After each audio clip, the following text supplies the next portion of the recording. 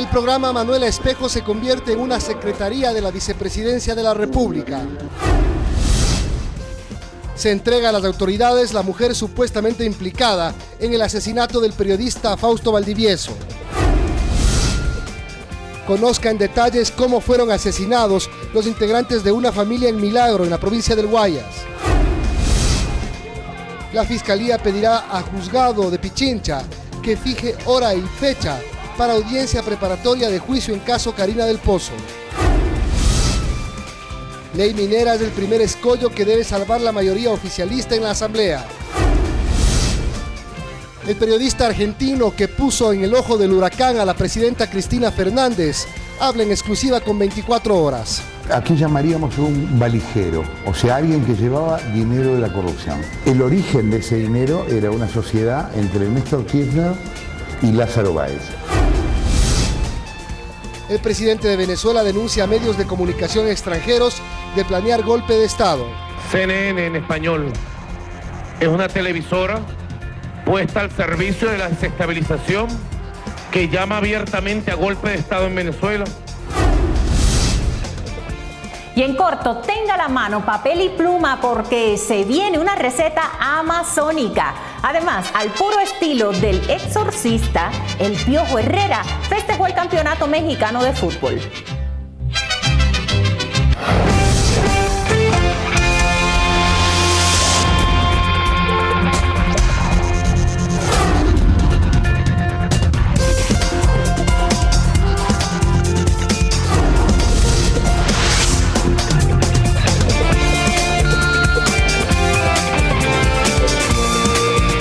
¿Cómo están, amigos? Buenas noches. Avanzan las investigaciones en el caso Fausto Valdivieso. Hoy, en medio de confusiones, finalmente se entregó una de las implicadas. Hola, Diana. Hola, Milton, amigos. Muy buenas noches. Ya les damos detalles de ese tema. Empezamos la emisión de hoy con la transición en la vicepresidencia. Sí, la Secretaría Manuela Espejo tendrá autonomía financiera para continuar con el trabajo del ex vicepresidente Lenín Moreno en favor de las personas con discapacidades. Así lo anunció el nuevo vicepresidente Jorge Glass al asumir su despacho. Fue el primer cambio de guardia presidencial del nuevo periodo de gobierno y el primero en el que participó Jorge Glass como vicepresidente de la República. Tras saludar a los ciudadanos que presenciaron el cambio de guardia de los granaderos de Tarqui, Glass mantuvo una corta reunión con su antecesor, a manera de transición ordenada. Lo hemos hecho gracias a instituciones públicas y privadas y lo hemos hecho gracias a ustedes también, señores periodistas. Que quede bien claro, yo estoy muy agradecido, inclusive de la crítica. Dijo adiós, aunque seguirá colaborando desde el ámbito privado con la Revolución Ciudadana, y agradeció a Glass por continuar el trabajo en favor de las personas con discapacidad. La Secretaría Manuela Espejo sí tendrá autonomía para que los ciudadanos tengan la tranquilidad de que la misión Manuela Espejo continúa con toda la fuerza. Y que a través de una secretaría técnica, dijo, impulsará el cambio de la matriz productiva, que es el principal objetivo suyo en la vicepresidencia de la República. Del supuesto plagio de parte de su tesis, con la que se graduó de ingeniero en la Politécnica del Litoral, prefirió no hablar. El tema ya está cerrado. La ESPOL decidió iniciar una investigación académica y la investigación ha concluido. En el ámbito judicial y en el ámbito académico, el tema está cerrado. La Politécnica del Litoral, tras un análisis de la tesis de Glass, dijo que son intrascendentes unas 79 páginas de las 162 que tiene su trabajo, porque no se han hecho las referencias apropiadas sobre los textos incluidos en su tesis. En Quito, Freddy Paredes, 24 horas. Ingrid León, la supuesta autora intelectual del crimen del periodista Fausto Valdivieso, se entregó a las autoridades policiales en Guayaquil. A la mujer, que se hizo pasar por León, esta mañana le dictaron prisión preventiva por suplantación de identidad. Casi al mediodía, en el vehículo de un canal de televisión, la más buscada del país, por quien se ofrecía $50.000 de recompensa, ingresaba al comando policial a entregarse. El fiscal Paul Ponce, quien se encontraba procesando a la sobrina de ella, Shirley León, quien en la mañana se hizo pasar como su tía, dizque para medir terreno. No tengo ninguna relación, soy una persona humilde, trabajo trabajadora, lucho día a día por mis hijos. La recibió y la llevó ante la autoridad competente para ejecutar la orden de prisión que pesaba sobre ella. Ahí dijo, venía a cumplir con la ley. Eso es mentira, eso es falso. ¿Usted le prestó dinero a Fausto? Jamás, no conozco al señor Fausto Valdivieso más que a los medios. ¿Y por qué le involucran? No lo entiendo, porque estaba comiendo esa noche en la pocha. ¿Lo conocía? La situación se tornó complicada por la cantidad de periodistas y policías que se habían desplegado en el edificio para la detención. Fernando, quiero hablar, espérate, Henry. ¿Usted ha pagado la entrevista? ¿Usted ha pagado? Pero con sus propios pies, León llegó hasta el juez de turno para ponerse a su disposición. La gobernadora fustigó la movilización que se dio por el supuesto engaño al que aparentemente inducía a la sobrina de León. Se ha abordado la acción judicial, también se han desplegado recursos policiales en vano. Se ha dictado prisión preventiva, tendrá que darse durante el tiempo establecido en la ley y poder establecer su responsabilidad. Y por la expectativa que León le había dado a su entrega, en evidente afán de llamar la atención. En todo caso, ya la tienen las autoridades para preguntarle lo que deban preguntarle, para ayudar a aclarar este caso. Ya se ha dado el primer paso, que es encontrar a los principales sospechosos. Ahora lo fundamental es encontrar todos los elementos que puedan determinar qué es lo que sucedió ahí, ¿no? Luis Antonio Ruiz, 24 horas. En otro caso, la policía habría advertido a Luis Mora, uno de los 3 asesinados en Milagro, en el Guayas, que delincuentes le estaban siguiendo los pasos. Son las 10 de la mañana y en el Conchal de Don Lucho ya se observan varios clientes. Este negocio ubicado en el centro de Milagro hoy es un éxito, pero empezó hace un poco menos de 40 años como el sueño de una pareja de jóvenes, don Luis Alberto Mora y su ex esposa. Después ya pusimos unas 3 mesitas más y así voy creciendo poco a poco porque él sí ahorraba. El propietario de este local, don Lucho, es quien fue asesinado el pasado viernes víctima de la delincuencia. Dice quien convivió con él por más de 37 años que no confiaba en los bancos y que por eso se compraba joyas. Asaltaron una vez. Lo tuvimos bien mal aquí en la clínica Dueña. Y esta vez la misma policía, cuenta su familia, le había advertido que un conocido delincuente quería robar la caja fuerte de su domicilio. Porque los rumores que lo venían siguiendo, pero tengo un cuñado que es policía, él lo cuidaba, ya le cayeron en la casa. El primer delincuente habría ingresado al domicilio de Luis Mora a través del solar vacío ubicado al lado de la vivienda. Golpeó la puerta de ingreso y quien abrió fue el cuñado del negociante, Silvio Alberto González, de 25 años. Después del forcejeo vino el primer disparo y la primera víctima mortal. Luis Mora aparece después y con un cuchillo intenta defenderse ante el delincuente y este, sin dudar, le propina otro disparo que le ocasiona también la muerte. Conmocionada aparece la actual esposa de Luis, Caterín González Martínez, de 36 años, y ella también es asesinada. En ese momento habría entrado un segundo delincuente que al ver a la hija de Caterine de 13 años ordena al primer antisocial que la asesine. Este le dispara sin titubear en la cara. Posteriormente encuentran la caja fuerte con las joyas valoradas en unos $80,000 y se fugan del sitio. Quien se salvó y sería la testigo principal es la esposa del cuñado de Luis, que también estaba en la casa y se habría escondido junto a los 2 hijos pequeños de la pareja que ahora quedan en la orfandad. Es un tema de delincuencia común, lo estamos enfocando así. Es un hecho de delincuencia común, pero que terminó con la vida de 3 personas. Ayúdeme que caigan esos hombres, mi papá no destrozaron la vida, a mis hermanos, a mi madre, a mí. Por favor, señor ministro. Natalie Toledo, 24 horas.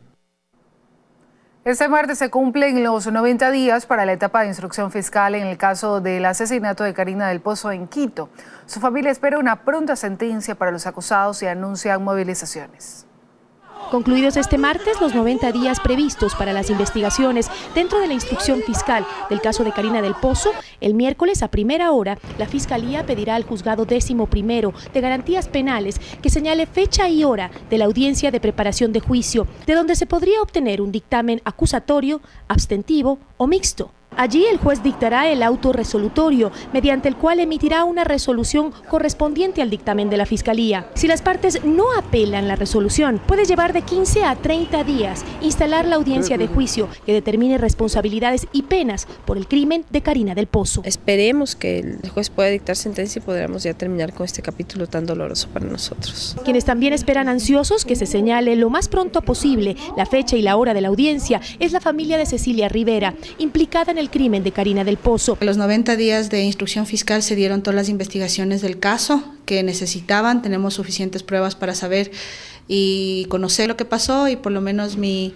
hija y Nicolás León son inocentes. Se pudo conocer que José Sevilla, uno de los supuestos autores materiales del asesinato de Karina del Pozo, pidió hacer una ampliación de su versión inicial. Sin embargo, al momento de declarar, prefirió mantener su versión original y cambiar de abogado. Mientras tanto, la familia y amigos de Karina del Pozo realizarán una nueva manifestación este miércoles 29 a las 7 de la noche en memoria de Karina. Gisela Bayona, 24 horas. Los internos de la cárcel de Tulcán iniciaron una huelga de hambre como medida de presión para que se cumpla la rebaja de penas y la prelibertad a quienes cumplieron el 50% de su condena.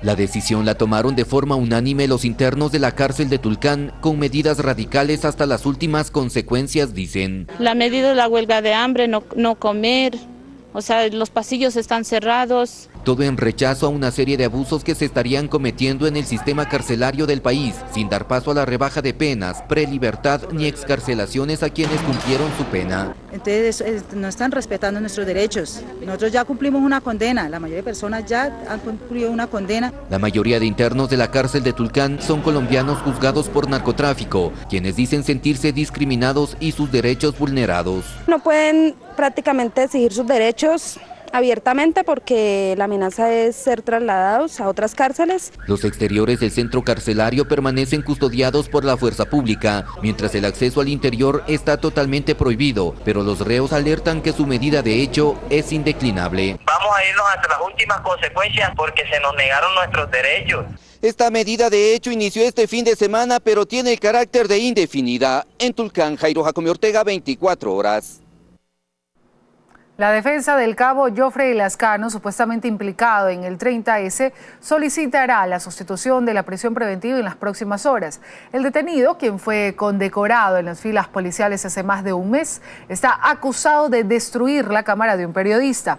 Eso se ve en un video difundido por el Ministerio del Interior para capturar a 9 supuestos implicados. Sin embargo, el abogado niega que se trate de su cliente. Él no es.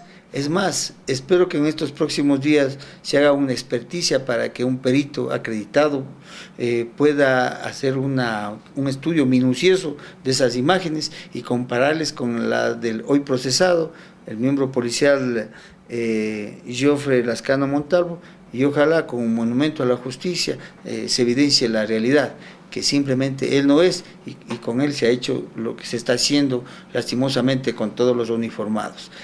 Realmente perseguirlos como que fueran viles delincuentes. Se iniciaron las investigaciones para determinar si es que las jóvenes que aparecen en un controversial video en la novatada de la Universidad Católica de Guayaquil realmente son estudiantes de la institución. El rector no descarta duras sanciones. Este es el polémico video que circula en las redes sociales. Muestra a supuestos estudiantes de la Universidad Católica que ingresan a primer año de estudios bailando de manera provocativa en una fiesta de bienvenida. El rector de la universidad aseguró que se organizó una comisión para investigar los hechos suscitados la semana pasada. Debe haber primero una investigación, una oportunidad de defensa y después ver qué tipo de sanciones habría, ¿no? No adelantó qué tipo de sanciones se tomarían. Lo cierto es que lo primero que tienen que confirmar es si los protagonistas del video pertenecen a la Católica.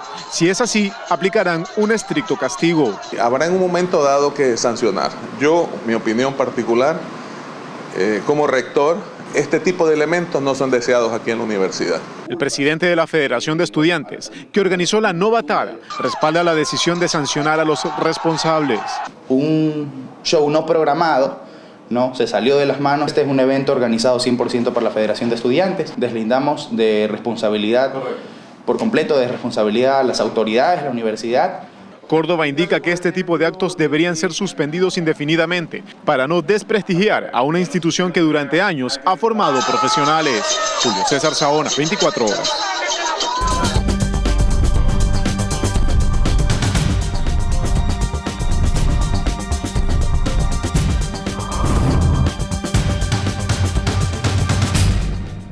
En Argentina continúan las denuncias en torno a un supuesto lavado de dinero del círculo de los Kirchner. Un equipo de este noticiero entrevistó al periodista Jorge Lanata, responsable de las denuncias, y Lanata reveló detalles de este escándalo que sacude al gobierno argentino. 2 años de investigación, entrevistas a exfuncionarios arrepentidos y grabaciones ocultas a hombres cercanos al entorno de los esposos Kirchner le permiten al periodista Jorge Lanata lanzar una grave denuncia al mundo. Hay millones de dólares que se habrían lavado en Argentina. El periodista Jorge Lanata recibió al corresponsal de 24 horas en Buenos Aires para hacer un breve recuento de lo que ya es un escándalo en Argentina, la llamada Ruta del Dinero K. Y el gobierno nunca dijo una palabra. La denuncia revela los nombres de gente del gobierno del fallecido Néstor Kirchner y su esposa, la presidenta de Argentina, Cristina Fernández. Son parte de la supuesta red de lavado de dinero. Una cámara oculta desnuda, por ejemplo, a Leonardo Fariña. Aquí llamaríamos un valijero, o sea, alguien que llevaba dinero de la corrupción. En nuestro medio se lo llamaría el hombre del maletín, un personaje que sin empacho contó a Lanata cómo es que se cubrían millones. El origen de ese dinero era una sociedad entre Néstor Kirchner y Lázaro Báez. En la red se menciona a Lázaro Báez, amigo personal del exmandatario argentino. Supuestamente era el encargado de las transferencias de dinero. Y ese dinero llegaba en vuelo privado a Buenos Aires a algo que acá llamaríamos cueva. Una cueva es una financiera clandestina. Esa cueva giraba el dinero a 2 lugares, a Uruguay y a Panamá. La ruta del dinero, según los documentos y testimonios, comenzaba en Buenos Aires, Argentina. De ahí hacia Uruguay, Panamá, hasta llegar a Suiza. El periodo que nosotros pudimos probar de lavado de dinero fue muy corto, fueron nada más que 2 meses. En esos 2 meses se lavaron 55 millones de euros. De hecho, en el más reciente programa de Lanata se mostraron fotografías de la casa de Lázaro Báez, reveladoras imágenes en las que se evidencia la riqueza de este empresario cercano al kirchnerismo. Un empresario de quien se denuncia que también manejaba una bóveda con dinero en su casa. Entonces hay un montón de fotografías de valijas con dinero, de armas, de cómo era la bóveda antes, de cómo era después, a donde se ve claramente que se desarmó la bóveda de Lázaro hace 1 mes y medio atrás. Él abrió ya al público también su casa. Sí, claro. Claro, está desarmado todo. En efecto no había nada, pero lo interesante es que él haciendo eso nos hizo un favor, porque nosotros teníamos fotos de la bóveda, pero sin él. Ahora tenemos fotos de la casa con él y podemos comparar las 2 fotos y demostrar con 100% de exactitud que son la misma casa. Habría sido precisamente quien movió más de 50 millones de euros hasta Suiza. Han sido varios especiales periodísticos con altos niveles de sintonía, pero sin duda el más impactante tuvo que ver con la revelación de que en la casa de los Kirchner también habían construido una bóveda, supuestamente para guardar millones de euros. Ahí la gente se enteró, y yo también, porque no lo sabía, que 1 millón de euros pesa 1,1 kilo y 1 millón de dólares pesa casi 10 kilos. Es mucha diferencia, por eso usan euros. Fue Eduardo Arnold, ex vicegobernador de Santa Cruz y hombre de confianza del fallecido expresidente, quien reveló esto que hasta ahora no ha sido desmentido. Él es el primero que habla de que había en la casa de Néstor bóvedas con dinero de la corrupción. Se anuncia más pruebas y fotografías que explicarían el acelerado crecimiento económico de la familia Kirchner. Fausto Yepes, 24 horas. La entrevista completa a Jorge Lanata usted la puede revisar en nuestra página web www.teleamazonas.com. Dirigentes indígenas insisten en la realización de la consulta prelegislativa previa a la aprobación de las reformas a la ley minera. Esto porque dicen en la Asamblea existe la intención de no llevarla a cabo por su carácter de económico urgente. Con este ritual y tras un abrazo colectivo, inició el 4º Congreso de la Ecuarunari en Quito. El eje, el análisis y resolución frente al proyecto de la ley reformatoria a la ley minera y la necesidad de una consulta prelegislativa. Estamos pidiendo que nos den una respuesta urgente y oportuna. Porque de no ser así, esa ley sería flagrantemente inconstitucional. Esto frente a las declaraciones de la vicepresidenta de la Asamblea Nacional la semana pasada, en donde asegura que no se dará paso a la consulta prelegislativa. En el ámbito de la Corte Constitucional, esta resolución no abarca a las leyes que son de carácter económico urgente. En caso de no realizarse, aseguran defender su derecho a la resistencia. No se lo va a decir en estos minutos, mientras no debata el Pleno de la Asamblea, de esta Asamblea. Esto porque aseguran que con la reforma se afectaría considerablemente a la naturaleza. Si antes se pedía estudios de impactos ambientales, evaluación de impactos ambientales para fase de exploración minera, hoy se exige solamente una ficha y una declaración ambiental. Creemos que la estrategia del gobierno es efectivamente primero aprobar la ley reformatoria a la ley minera para después aprobar la ley de aguas. Es por eso que esta misma semana se enviará a la Asamblea estos cuestionamientos y continuarán exigiendo respuestas sobre la consulta prelegislativa, ya que el 14 de junio vence el plazo para que la Asamblea debata estas reformas. Andrea Romero, 24 horas. Hay incertidumbre laboral en la hacienda La Clementina, propiedad de Álvaro Novoa, que fue embargada el pasado 21 de mayo por una supuesta deuda que el empresario mantiene con el fisco. Los trabajadores se reunieron con representantes del Servicio de Rentas. La presencia de militares y policías continuaba hoy en la hacienda La Clementina en la provincia de Los Ríos, una semana después de que el Servicio de Rentas Internas embargara la propiedad al empresario Álvaro Novoa. Las oficinas administrativas estaban totalmente llenas de empleados y jubilados, quienes deseaban conocer qué pasará con sus pagos y si cambiaría en algo los valores de las nóminas. Y garantizando que si existe alguna deuda pendiente del seguro, con el Seguro Social, pues que nosotros podamos cumplirla. Mientras tanto, el Servicio de Rentas Internas continúa analizando qué empresa especializada será la encargada de hacer el avalúo de la hacienda. A través de una empresa objetiva e imparcial que haga una valoración justa. Recorrimos las más de 11.500 hectáreas que conforman La Clementina. Pudimos encontrar a algunos de los más de 1.800 jornaleros trabajando con normalidad. Los que quedemos sin trabajo, pues no tengamos, no nos liquiden. Que si se va a vender, pues tendrán que respetar todos los años de trabajo que nosotros tenemos. El que la viene a comprar tiene que comprar con carne y hueso. El delegado del SRI explicó cómo se realizaría la subasta para efectivizar el pago de los 102 millones de dólares que adeudaría Novoa. Se hace un castigo al valor del avalúo del activo de 1/3 de su valoración. Y aseguró que en caso que los bienes no reúnan la cantidad necesaria, se realizarán nuevos embargos. César Velastegui, 24 horas. Alrededor de 2.000 estudiantes de las universidades suspendidas acudieron a su ceremonia de graduación en Quito. 9 de cada 10 alumnos a escala nacional lograron cumplir los requisitos para terminar su carrera. Al fin con sus títulos en mano, mostrándolos orgullosos, satisfechos de una etapa cumplida, es que llegó el día de las fotografías para el recuerdo, el día más esperado por los estudiantes de las universidades suspendidas. Me siento muy feliz porque es una meta cumplida, es un sueño más en mis propósitos. Fue muy bueno porque mejoró bastante la calidad de la educación, el sistema de exámenes. El sacrificio tanto en el trabajo, en la cuestión de horarios, porque yo trabajo igual, incluso fines de semana. Y seguiré en mis estudios, ¿no? Un posgrado y fuera del país también, para ver si me va mucho mejor. Encontramos a Jorge, un padre de familia, mostrando su título a sus hijos, diciéndoles que los obstáculos hay que superarlos. Es una satisfacción inmensa haber culminado un sueño más en la vida y también ejemplo para los hijos. ¿Cuál es su título?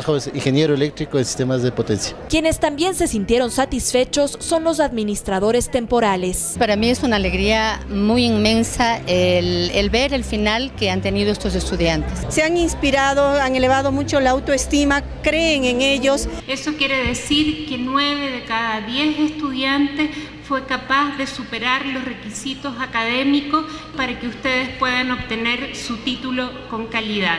El Consejo de Evaluación de la Educación Superior dará por terminado este proceso el 31 de mayo. Posteriormente, la Asamblea Nacional deberá derogar las leyes de creación de las 14 universidades suspendidas a escala nacional. En Quito, Ana María Cañizares, 24 horas.